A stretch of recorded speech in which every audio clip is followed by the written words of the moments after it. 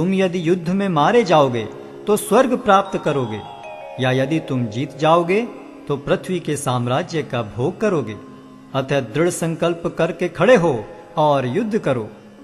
तुम सुख या दुख, हानि या लाभ, विजय या पराजय का विचार किए बिना युद्ध के लिए युद्ध करो। ऐसा करने पर तुम्हें कोई पाप नहीं लगेगा। यहां मैंने वैश्लेषिक अध्ययन द्वारा इस ज्ञान का वर्णन किया है। अब निष्काम भाव से कर्म करना बता रहा हूं, उसे सुनो। हे प्रतापपुत्र, तुम यदि ऐसे ज्ञान से कर्म करोगे तो तुम कर्मों के बंधन से अपने को मुक्त कर सकते हो। इस प्रयास में न तो हानि होती है न ही ह्रास, अपितु इस पथ पर की गई अल्प प्रगति भी महान भय से रक्षा कर सकती है। जो इस मार्ग पर चलते हैं वे प्रयोजन में दृढ़ रहते हैं और उनका लक्ष्य भी एक होता है। हे कुरुनंदन, जो दृढ़ प्रतिज्ञ नहीं है उनकी बुद्धि अनेक शाखाओं में विभक्त रहती है। अल्पज्ञानी मनुष्य वेदों के उन अलंकारिक शब्दों के प्रति अत्यधिक आसक्त रहते हैं जो स्वर्ग की प्राप्ति, अच्छे जन्म, शक्ति इत्यादि के लिए विविध सकाम कर्म करने की संस्तुति करते हैं। इंद्रिय तृप्ति तथा ऐश्वर्य में जीवन की अभिलाषा के कारण वे कहते हैं कि इससे बढ़कर और कुछ नहीं है। जो लोग इंद्रिय भोग तथा भौतिक ऐश्वर्य के प्रति अत्यधिक आसक्त होने से ऐसी वस्तुओं से मोहग्रस्त हो जाते हैं, उनके मनों में भगवान के प्रति भक्ति का दृढ़ निश्चय नहीं होता। वेदों में मुख्यतया प्रकृति के तीनों गुणों का वर्णन हुआ है। हे अर्जुन, इन तीनों गुणों से ऊपर उठो, समस्त द्वैतों और लाभ तथा सुरक्षा की सारी चिंताओं से मुक्त होकर आत्मपरायण बनो। एक छोटे से कूप का सारा कार्य एक विशाल जलाशय से तुरंत पूरा हो जाता है। इसी प्रकार वेदों के आंतरिक तात्पर्य जानने वाले को उनके सारे प्रयोजन सिद्ध हो जाते हैं। तुम्हें अपना कर्म करने का अधिकार है, किंतु कर्म के फलों के तुम अधिकारी नहीं हो।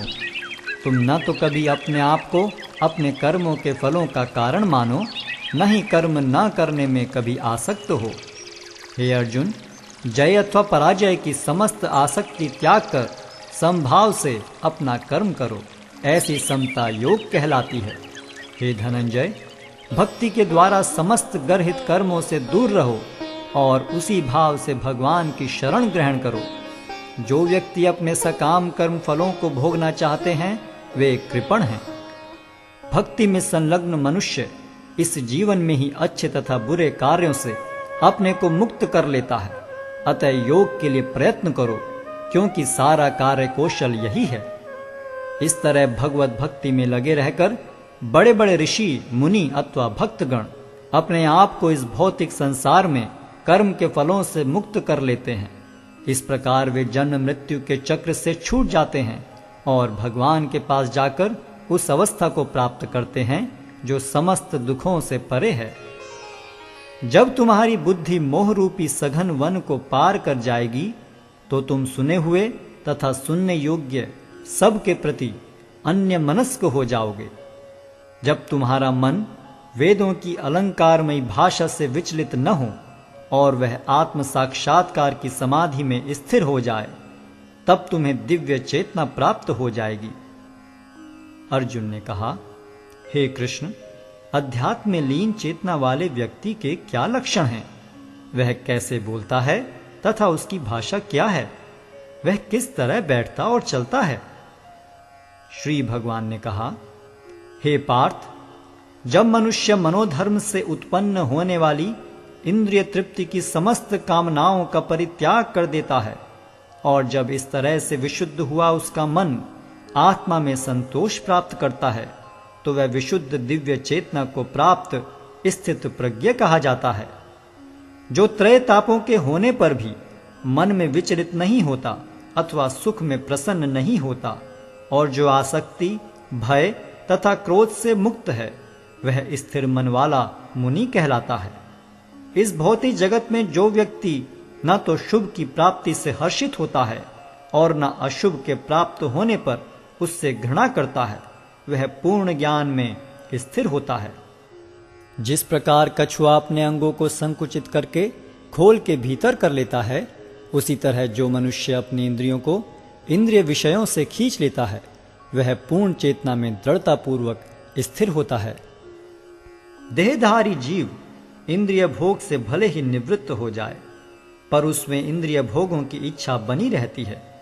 लेकिन उत्तम रस के अनुभव होने से ऐसे कार्यों को बंद करने पर वह भक्ति में स्थिर हो जाता है। हे अर्जुन, इंद्रियां इतनी प्रबल तथा वेगवान हैं कि वे उस विवेकी पुरुष के मन को भी बलपूर्वक हर लेती हैं जो उन्हें वश में करने का प्रयत्न करता है। जो इंद्रियों को पूर्णतया वश में रखते हुए इंद्रिय संयम करता है और अपनी चेतना को मुझ में स्थिर कर देता है, वह मनुष्य स्थिर बुद्धि कहलाता है। इंद्रिय विषयों का चिंतन करते हुए मनुष्य की उनमें आसक्ति उत्पन्न हो जाती है और ऐसी आसक्ति से काम उत्पन्न होता है और फिर काम से क्रोध प्रकट होता है। क्रोध से पूर्ण मोह उत्पन्न होता है और मोह से स्मरण शक्ति का विभ्रम हो जाता है। जब स्मरण शक्ति भ्रमित हो जाती है तो बुद्धि नष्ट हो जाती है और बुद्धि नष्ट होने पर मनुष्य भवकूप में पुनः गिर जाता है।